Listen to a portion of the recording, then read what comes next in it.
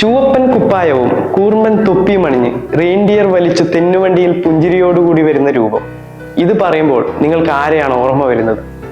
അതെ, നരച്ച മുടിയും താടിയുമുള്ള തടിയനായ, കുട്ടികൾക്കേറെ പ്രിയങ്കരനായ സെന്റ് നിക്കോളാസ് അഥവാ നമ്മുടെ സ്വന്തം സാന്റാക്ലോസ്. ക്രിസ്തുമസ് ആഘോഷിക്കുന്ന എല്ലാ സ്ഥലങ്ങളിലും വളരെ സുപരിചിതനാണ് ഇദ്ദേഹം. ഇന്ന് ഞാൻ സംസാരിക്കാൻ പോകുന്നത് കുട്ടികൾ ക്രിസ്മസ് പപ്പ എന്ന് സ്നേഹത്തോടെ വിളിക്കുന്ന സാന്താക്ലോസ് അല്ലെങ്കിൽ സെന്റ് നിക്കോളാസിനെ കുറിച്ചാണ്. ആരാണ് സാന്താക്ലോസ്? ഇതൊരു കെട്ടുകഥയാണോ, അതോ നൂറ്റാണ്ടുകൾക്ക് മുമ്പ് ജീവിച്ചിരുന്ന ഒരു മനുഷ്യന്റെ ഓർമ്മപ്പെടുത്തലും? ചരിത്രവും ഐതിഹ്യവും കെട്ടുപിടഞ്ഞു കിടക്കുന്ന ആ കഥയിലേക്ക് പോകാം. എപ്പിക് സ്റ്റോറീസിന്റെ പുതിയൊരു എപ്പിസോഡിലേക്ക് എല്ലാവർക്കും സ്വാഗതം.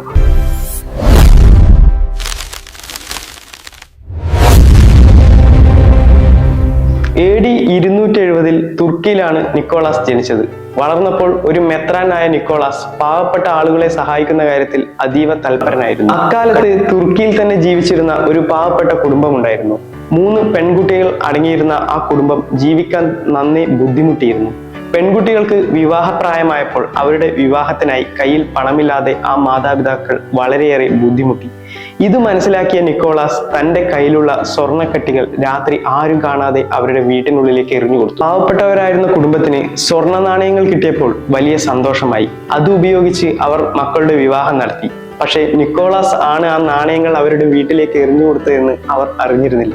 അങ്ങനെ ധാരാളം പേരെ അവർ അറിയാതെ അദ്ദേഹം സഹായിച്ചുകൊണ്ടിരുന്നു എന്നാണ് പറയപ്പെടുന്നത്. 73 വയസ്സുവരെ മെത്രാനായി ജീവിച്ച നിക്കോളാസ് മരണശേഷം വിശുദ്ധനായി ഉയർത്തപ്പെട്ടു. അദ്ദേഹം വിശുദ്ധനായപ്പോൾ ലത്തീനിലും ഗ്രീക്കിലും സെന്റ് നിക്കോളാസ് എന്നറിയപ്പെട്ടു. പിന്നീട് ഡച്ച് ഭാഷയിലേക്ക് വന്നപ്പോൾ സിൻഡർ ക്ലാസ് എന്ന പേര് വന്നു.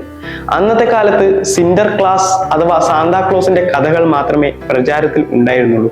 പിന്നീട് 17-ാം നൂറ്റാണ്ടിൽ ഡച്ചുകാർ അമേരിക്കയിലേക്ക് കുടിയേറിയപ്പോൾ സിൻഡർ ക്ലാസിന്റെ കഥകളും പാരമ്പര്യങ്ങളും കൂടി അവർ അമേരിക്കയിലേക്ക് കൊണ്ടുപോയി. യൂറോപ്യൻ നാടുകളിൽ അന്നത്തെ കാലത്ത് സെന്റ് നിക്കോളാസിന്റെ തിരുനാളായി ആഘോഷിച്ചിരുന്നത് ഡിസംബർ 6-നായിരുന്നു. അവർ സമ്മാനങ്ങളും മറ്റും കൈമാറി ആഘോഷിച്ചു.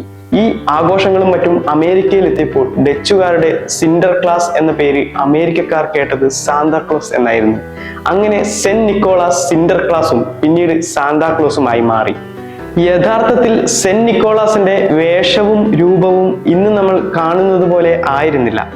വളരെ ഉയരം കൂടിയ, മെലിഞ്ഞ, ആരോഗ്യവാനായ ഒരു വ്യക്തിയായിരുന്നു നിക്കോളാസ്. തലയിൽ മെത്രാൻ തൊപ്പിയും കയ്യിൽ അംശവടിയും പിടിച്ച് ഒരു ബിഷപ്പിന്റെ വേഷമായിരുന്നു അദ്ദേഹം ധരിച്ചിരുന്നത്. പിന്നീട് അദ്ദേഹം എങ്ങനെ ഇന്ന് കാണുന്ന രൂപത്തിലായി, ആ ചരിത്രത്തിലേക്ക് വരാം. 1823 ക്ലെമൻ ക്ലാർക്ക് മൂർ രചിച്ച വിസിറ്റ് ഫ്രം സെന്റ് നിക്കോളാസ് എന്ന കവിതയാണ് സാന്റയുടെ ആധുനിക രൂപത്തിന് അടിത്തറ പാകിയത്. ഈ കവിതയെ ആസ്പദമാക്കി 1860 ചുവന്ന വസ്ത്രവും വെളുത്ത താടിരോമങ്ങളുമുള്ള സാന്താക്ലോസിനെ ആദ്യമായി വരച്ചത് ചിത്രകാരനായ തോമസ് നെസ്റ്റ് ആയിരുന്നു. സാന്റയുടെ വടക്കേ ധ്രുവത്തിലെ വർക്ക്ഷോപ്പും കുട്ടികളെ നിരീക്ഷിക്കുന്നത് പോലെയുള്ള കഥകളും അടിസ്ഥാനമായത് തോമസ് നെസ്റ്റ് വരച്ച ഈ ചിത്രമാണെന്ന് പറയപ്പെടുന്നു. കളിപ്പാട്ടങ്ങൾ ഉണ്ടാക്കുന്ന കുട്ടിച്ചാത്തന്മാരും പറക്കുന്ന മാനുകളുമൊക്കെ സാന്റയുടെ കൂടെ പിൽക്കാലത്ത് കൂട്ടിച്ചേർക്കപ്പെട്ടു.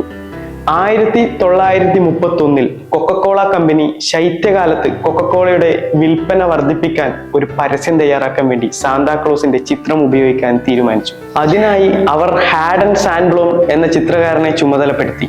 സാന്താക്ലോസിന്റെ ചുവന്ന കുപ്പായവും ബെൽറ്റും ഷൂസും ഒക്കെ ധരിച്ച ഇന്ന് കാണുന്ന ഈ രൂപവും സൗഹൃദപരവും മനോഹരവുമായ പുഞ്ചിരിയും ഒക്കെ ചിത്രീകരിക്കാൻ ഹാഡൻ സാൻഡ്ബ്ലോമിന് സഹായകരമായത് ക്ലാക്മോറിന്റെ കവിതയിൽ സാന്റയെക്കുറിച്ചുള്ള വിവരണമായിരുന്നു. സാന്താക്ലോസിന്റെ രൂപവും കൊക്കക്കോളയുടെ പരസ്യമൊക്കെ വലിയ രീതിയിൽ ജനശ്രദ്ധ ആകർഷിച്ചു. അങ്ങനെ ചരിത്രപരമായ വ്യക്തിത്വവും യൂറോപ്പ് അമേരിക്കൻ നാടോടി കഥകളും കൂടി ചേർന്ന് ഇന്നത്തെ സാന്താക്ലോസ് ഉണ്ടായി. അതുപോലെ തന്നെ കൊച്ചിയിൽ പുതുവത്സരത്തോട് അനുബന്ധിച്ച് പാപ്പാഞ്ഞി കത്തിക്കുന്ന ഒരു ചടങ്ങുണ്ട്. പലരും ഇത് സാന്താക്ലോസ് ആണെന്ന് തെറ്റിദ്ധരിക്കാറുണ്ടെങ്കിലും യഥാർത്ഥത്തിൽ ഇതിന് സാന്താക്ലോസുമായി യാതൊരു ബന്ധവുമില്ല. 1503 മുതൽ 1663 വരെ ഫോർട്ട് കൊച്ചി ഭരിച്ചിരുന്ന പോർച്ചുഗീസുകാരുടെ ക്രിസ്തുമസ് പുതുവത്സര ആഘോഷങ്ങളിൽ നിന്നാണ് കൊച്ചിയിലെ പാപ്പാഞ്ഞി കത്തിക്കൽ ചടങ്ങ് ഉണ്ടായതെന്ന് പറയപ്പെടുന്നു. അപ്പോൾ ഈ വീഡിയോ വൈൻഡപ്പ് ചെയ്യാൻ പോവുകയാണ്. അടുത്ത എപ്പിസോഡിൽ വീണ്ടും കാണാം. എല്ലാവർക്കും ക്രിസ്തുമസ് ആശംസകൾ.